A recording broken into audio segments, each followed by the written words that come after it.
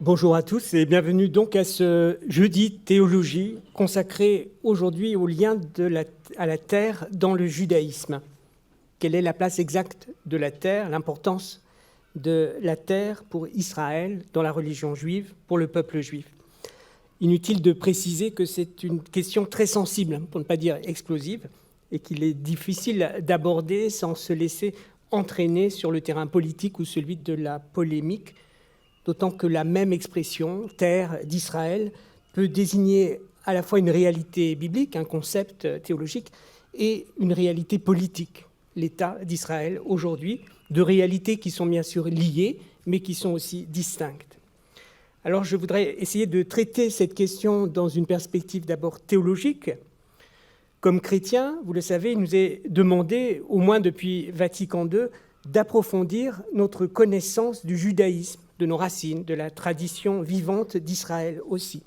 Un document très récent, nous avons déjà parlé au Bernardin de Rome, nous exhorte encore plus vivement à connaître et aimer le judaïsme et le peuple juif. Or, dans cette étude du judaïsme, la question du lien à la terre est sans doute la composante la moins bien comprise par les chrétiens et par tout le monde. Il ne s'agit pas pourtant d'une composante secondaire ou accessoire du judaïsme, mais bien de quelque chose d'essentiel, de constitutif, pourrait-on dire. On a l'habitude de définir le judaïsme par trois termes, trois pôles, pourrait-on dire, un peuple, une Torah, une terre. Le judaïsme serait l'équilibre entre ces trois axes. Dans le Talmud, déjà, au traité Berakot, la terre est présentée comme l'un des trois dons que Dieu a réservés à son peuple. Ces trois dons, la Torah, la terre d'Israël et le monde à venir, la vie après la mort.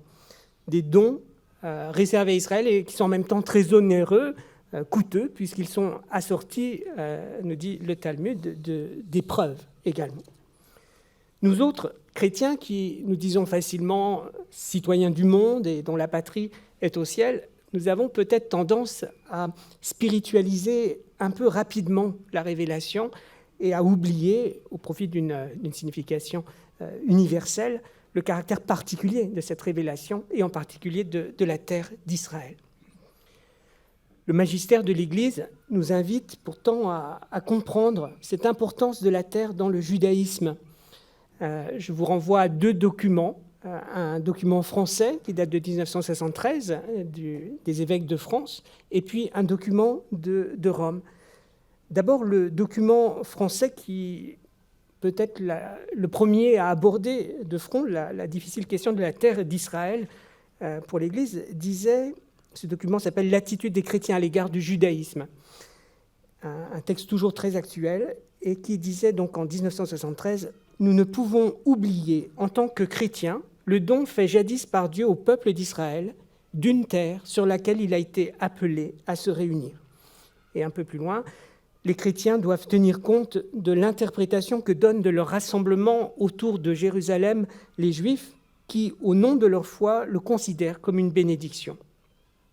Ce document rappelle en même temps l'exigence de justice qui s'impose aussi à l'égard des non-juifs qui habitent cette terre.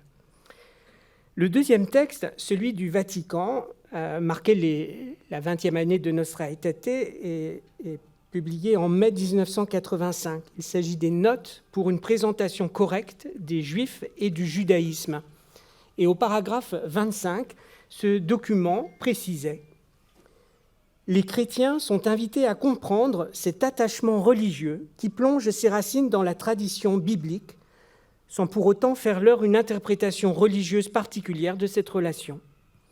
Pour ce qui regarde l'existence de l'État d'Israël et ses options politiques, celles-ci doivent être envisagées dans une optique qui n'est pas en elle-même religieuse, mais se réfère aux principes communs de droit international. L'Église distingue ainsi et relie en même temps la terre d'Israël de la Bible ou de la foi juive et l'État d'Israël aujourd'hui. Alors je voudrais commencer notre réflexion en regardant l'Écriture, la Bible. Dans la Bible, vous le savez, il est question de la terre dès le premier verset. Au commencement, Dieu créa le ciel et la terre. Mais ce n'est qu'au chapitre 12, avec l'appel d'Abraham, que le mot terre va désigner une terre particulière. Et cette terre que Dieu va indiquer, désigner à Abraham. Quitte ton pays, ou quitte ta terre, ta parenté et la maison de ton père pour la terre que je t'indiquerai. Je ferai de toi un grand peuple, je te bénirai. Et juste après cette promesse de la bénédiction que nous connaissons bien, eh bien venait la promesse de la terre au verset 7. C'est à ta postérité que je donnerai ce pays. Une promesse qui est réitérée ensuite à Abraham et aux autres patriarches. Je vous cite au chapitre 28, toujours de la Genèse, ce que dit Dieu à Jacob. « La terre sur laquelle tu es couché, je te la donne à toi et à ta descendance. Je suis avec toi, je te garderai partout où tu iras et te ramènerai en ce pays, car je ne t'abandonnerai pas, que je n'ai accompli ce que j'ai promis. » Et cette terre de la promesse, donc, qui devient la première terre, pourrait-on dire, du monothéisme dans cette région, est la seule. On pourrait dire qu'à partir de là, finalement, toute la Bible n'est que le récit du don de cette terre aux patriarches, puis au peuple. Vous connaissez peut-être le commentaire que Rachi fait quand il commence, c'est Rachi, le commentateur le plus célèbre du Moyen-Âge, et qui commence à commenter le premier verset de la Bible en s'étonnant qu'elle commence par le récit de la création et non pas directement au premier commandement qui est donné au peuple avec la sortie d'Égypte, le repas de la Pâque et le départ vers la liberté et vers la terre promise. Et justement, l'explication qu'il donne est en lien avec la terre, en disant qu'en remontant ainsi aux origines, l'auteur biblique montre que la terre appartient à Dieu, qu'il la donne à qui il veut, et que cette terre n'a pas été volée ou appropriée indûment, usurpée par Israël. D'une manière étonnante, quand on suit le récit biblique, et contrairement aux mythologies antiques, à la mythologie grecque par exemple, le récit biblique insiste sur le fait qu'Abraham, dont le père vient d'Our en Chaldée, et plus tard le peuple hébreu qui sort d'Égypte, eh bien, ne sont pas autochtones, nés de la terre ou sur la terre, mais qu'ils viennent de l'étranger. Vous connaissez la formule « Mon père était un araméen errant ». C'est ce que devra dire le juif quand il sera installé sur sa terre et qu'il apportera les gerbes et les prémices.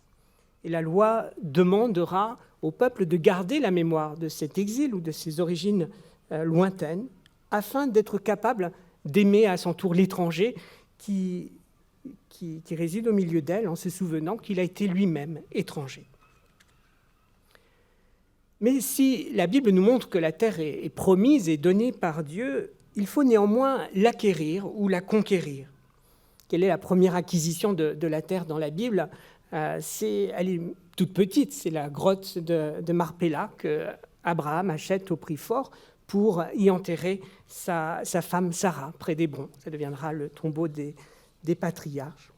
La conquête, elle, viendra plus tard, et elle sera d'autant plus difficile qu'il ne s'agit pas, en dernière instance, seulement d'une conquête territoriale ou militaire, mais aussi d'une conquête spirituelle. Vous savez comment on dit s'installer en Israël, on dit monter. Il s'agit d'une montée, faire sa montée, son alia. Une montée qui est aussi spirituelle et pas seulement géographique. Et quelque chose qu'on note assez rarement, c'est que si vous regardez une Bible hébraïque, celle-ci se termine par le deuxième livre des Chroniques. Quel est le dernier mot de la Bible hébraïque ? Eh bien, c'est bien qu'il monte. Lorsque Cyrus décide de permettre au peuple exilé à Babylone de rentrer en Israël, de monter et d'y construire le temple. Je vous lis cette dernière phrase de la Bible, donc hébraïque. « Ainsi parle Cyrus, roi de Perse. Le Seigneur, le Dieu du ciel, m'a remis tous les royaumes de la terre. C'est lui qui m'a chargé de lui bâtir un temple à Jérusalem, en Juda. Quiconque parmi vous fait partie de tout son peuple, que son Dieu soit avec lui et qu'il monte. » Il y a, avec ce lamed final, lamed qui veut dire aussi étudie, qui est une invitation à étudier et pour le lecteur à monter aussi, au moins en esprit, sur cette terre. Mais cette montée est difficile et le récit biblique ne cesse de le montrer. Par exemple, dans l'Exode, je ne vais pas revenir sur le détail des péripéties, mais je voudrais signaler quand même un élément qui me paraît significatif. Vous vous rappelez Moïse qui reçoit la loi, une loi qui est destinée à être vécue, mise en œuvre sur la terre de la promesse. Mais vous vous rappelez peut-être qu'au moment où Moïse est encore avec Dieu sur la montagne, le peuple tombe dans le péché de l'idolâtrie et se fabrique un veau d'or. Étrangement, Dieu pardonne au peuple son péché. Et même l'alliance, d'une certaine façon, en sort comme consolidée ou renforcée par ce pardon qui s'associe maintenant à elle. Mais lorsqu'un peu plus tard, le peuple, qui a la possibilité d'entrer en terre promise, refuse de le faire par peur du combat et des habitants qui s'y trouvent, Dieu ne peut ou ne veut pas pardonner ce péché, comme si le refus de la terre est quelque chose de plus grave que l'idolâtrie elle-même. Et toute la génération, cette première génération qui n'était pas prête à entrer, eh bien, périra au désert, à l'exception de Josué et de Caleb, qui en fera entrer un peuple renouvelé. On le comprend à travers ces exemples. La terre revêt dans le judaïsme une importance capitale, même pour ceux qui vivent loin d'elle, en diaspora, que ce soit par choix ou par nécessité. Un juif a toujours les yeux tournés vers Jérusalem. Il est relié spirituellement à cette terre ou au temple, que ce soit par la prière ou par les commandements. Je parle de la prière, les 3 prières quotidiennes, par exemple, sont dites à l'heure où avaient lieu les sacrifices du temple, chaque jour, le sacrifice du matin, de l'après-midi, du soir, qui deviendront les prières correspondantes, Shararit, Minra, Aravit, qui correspondent à ces sacrifices. On prie en se tournant vers Jérusalem. Ces prières comportent de plus de nombreuses allusions au temple et à la terre, appelant parfois à la restauration du culte en ces lieux où Dieu a fait résider son nom. Un autre exemple bien connu, c'est celui de la Pâque juive. Vous vous rappelez, pendant le repas de Pâques, on dit cette formule consacrée l'an prochain à Jérusalem. Ainsi, à travers les siècles, les Juifs n'ont cessé d'être attirés, attachés à Jérusalem, de venir en Israël aussi, seuls ou en groupe, soit pour s'y installer, soit comme pèlerins. Et lorsqu'ils venaient comme pèlerins ou voyageurs, ils repartaient avec un peu de cette terre avec laquelle ils se faisaient enterrer. Et en vous disant cela, j'ai en tête l'image des obsèques du cardinal Lustiger, qui, vous vous rappelez peut-être, avait fait venir pour ces obsèques un peu de terre de Jérusalem, du mont des Oliviers et d'Abou Ghosh, pour être enterré avec elle. Mais cet attachement n'est pas seulement sentimental, il est lié à la prière, à la pratique des commandements, on pourrait dire à toute la vie morale aussi, ce que les Juifs appellent la halacha, sur laquelle je voudrais dire quelques mots rapides. La vie du Juif pieux est implicitement reliée à Jérusalem et à Israël dans la plupart des actions qu'il accomplit, qu'il prie les psaumes, qu'il se marie, qu'il construise une maison. Je prends l'exemple du mariage, par exemple. Dans la cérémonie du mariage, vous savez, le marié coupe, casse, brise un verre, et on dit, une des interprétations, que c'est en souvenir du temple détruit. Même dans ce jour de joie, on garde le souvenir de ce temple. De même, lorsqu'on construit son foyer, on va laisser un petit pan de mur non achevé, non peint, aussi en souvenir de ce temple. Tous les travaux interdits du Shabbat sont liés à la construction du temple et aux travaux dérivés. On pourrait ainsi multiplier les exemples. La loi semble faite pour être vécue par excellence en Israël ou en lien avec la terre d'Israël. Je vous citais cette trilogie au départ, un peuple, une Torah, une terre. L'idéal pour un juif religieux, c'est souvent le peuple qui vit selon les commandements de la Torah sur la terre.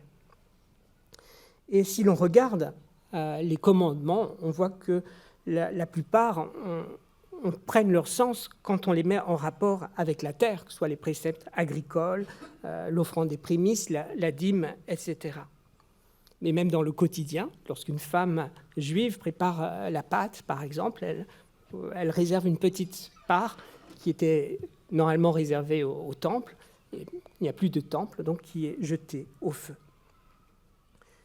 Certains sages, comme Narmanide, iront jusqu'à dire que les commandements ne sont vraiment destinés qu'à ceux qui habitent la terre, et que si ceux qui sont en diaspora les suivent, c'est pour en garder, pour ne pas les oublier, pour garder en mémoire ce rituel au moment où ils viendront en terre d'Israël. Un autre commandement qui ne se comprend qu'en lien avec la possession de la terre, c'est celui que j'ai évoqué tout à l'heure rapidement sur l'étranger, l'amour de l'étranger. Si un étranger réside avec vous dans votre pays, vous ne le molesterez pas. L'étranger qui réside avec vous sera pour vous comme un compatriote, et tu l'aimeras comme toi-même, car vous avez été étranger au pays d'Égypte. Voilà, aimer l'étranger en se souvenant qu'on l'a été soi-même, et l'aimer comme soi-même, rien que cela. Vous savez, peut-être dans la Bible, il n'y a que 3 fois où on exprime cet amour, ce commandement, et tu aimeras le Seigneur, l'étranger et le prochain. Même dans les 10 paroles, le commandement d'honorer ses parents est lié à la terre. Honore ton père et ta mère, afin que se prolongent tes jours sur la terre que te donne le Seigneur ton Dieu. Afin que se prolongent tes jours sur la terre. Ces 2 derniers exemples que je viens de donner sont très instructifs, parce qu'ils nous montrent que la possession de la terre est finalement liée à une exigence éthique. Le don de la terre, contrairement au don de la Torah, est un don conditionnel, soumis à une condition. La loi est ce chemin éthique qui permet au peuple de demeurer sur la terre, de l'habiter dignement, d'habiter cette liberté aussi que le Seigneur lui a donnée.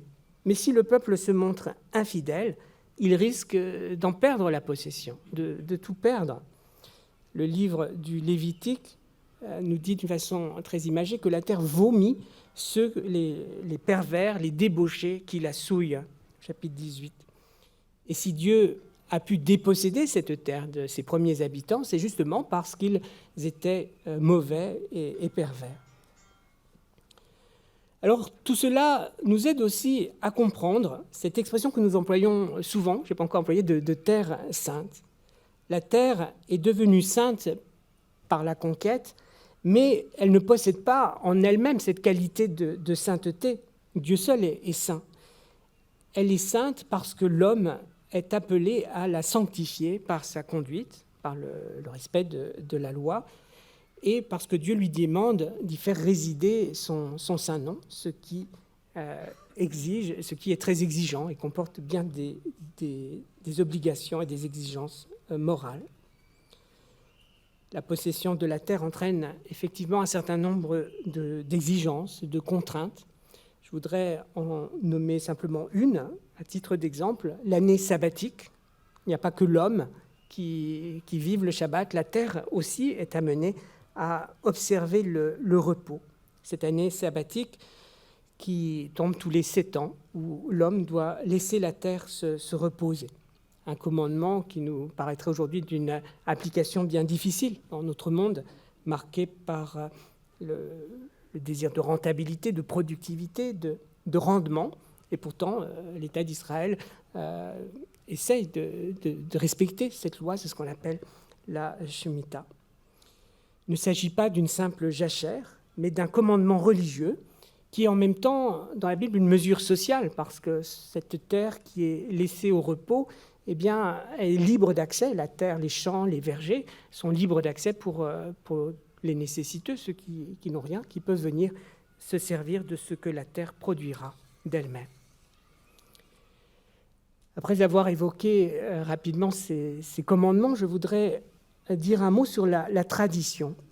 La tradition juive est quelque chose d'immense. Je vais juste faire un petit saupoudrage.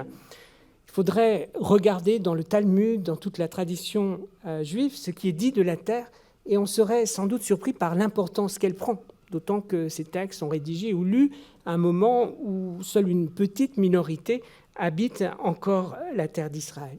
Alors, je vous propose juste quelques citations qui me paraissent représentatives, un petit florilège de ce qu'on peut trouver dans ces écrits relativement à la terre. Il est écrit, par exemple, que quiconque vit sur la terre vénère Dieu, tandis que celui qui vit en dehors du pays agit comme un idolâtre, comme s'il ne connaissait pas Dieu. C'est dans le traité Ketubot.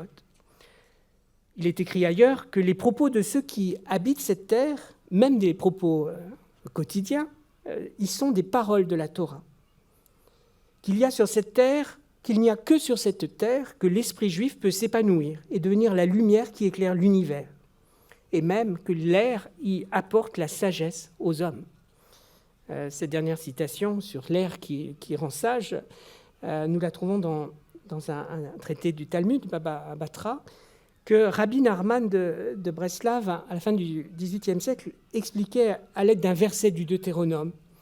En effet, en Deutéronome 11, 12, il est dit que les yeux du Seigneur restent constamment fixés sur la terre d'Israël depuis le début de l'année jusqu'à la fin. C'est ce souci permanent de Dieu pour cette terre, ce regard porté sur elle, qui finalement fait que l'air rend sage ceux qui y habitent. Une dernière citation que j'emprunte à un autre traité, la Tosefta Avodat Zara, qui va jusqu'à dire qu'il est préférable de vivre en Israël dans une ville habitée uniquement par des idolâtres que de vivre en dehors de la terre dans une ville habitée entièrement par des juifs. Vous voyez, cela va très loin et la raison qui est donnée, car vivre en Israël équivaut à accomplir tous les autres commandements. On ne saurait mieux dire l'importance de la terre pour le judaïsme, une importance que nous-mêmes, chrétiens, connaissons bien lorsque nous lisons les psaumes, où Israël, Jérusalem revient tout le temps. Comment chanterions-nous un chant du Seigneur sur une terre étrangère ? Si je t'oublie, Jérusalem, que ma main droite m'oublie, je veux que ma langue s'attache à mon palais si je perds ton souvenir, si je n'élève Jérusalem au sommet de ma joie. Je prends un exemple de psaume bien connu parmi d'autres. Jérusalem, cette ville de la paix, où tout juif, mais tout chrétien aussi attaché, pour le juif aussi qui lit les prophètes, c'est le Messie, il viendra et les nations s'y rassembleront dans la paix. Alors, il est temps de conclure.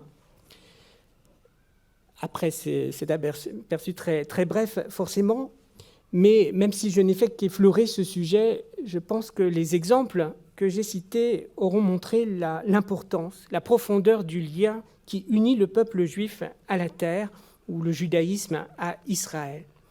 Il s'agit d'un lien spirituel qui est nourri quotidiennement par la prière, les bénédictions ou l'étude. Un juif peut vivre, bien sûr, en dehors de la terre d'Israël, mais il ne peut pas vivre sans Israël.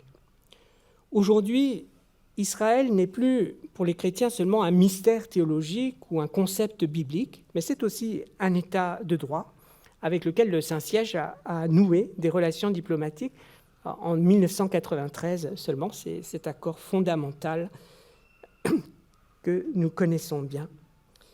Cet État est un État minuscule, on peut dire 3 départements français à peu près, mais il occupe dans les débats médiatiques sur la scène internationale une importance démesurée.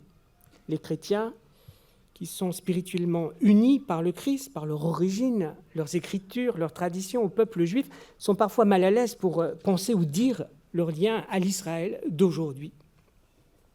C'est pourquoi il est important d'y réfléchir, et le magistère nous y invite.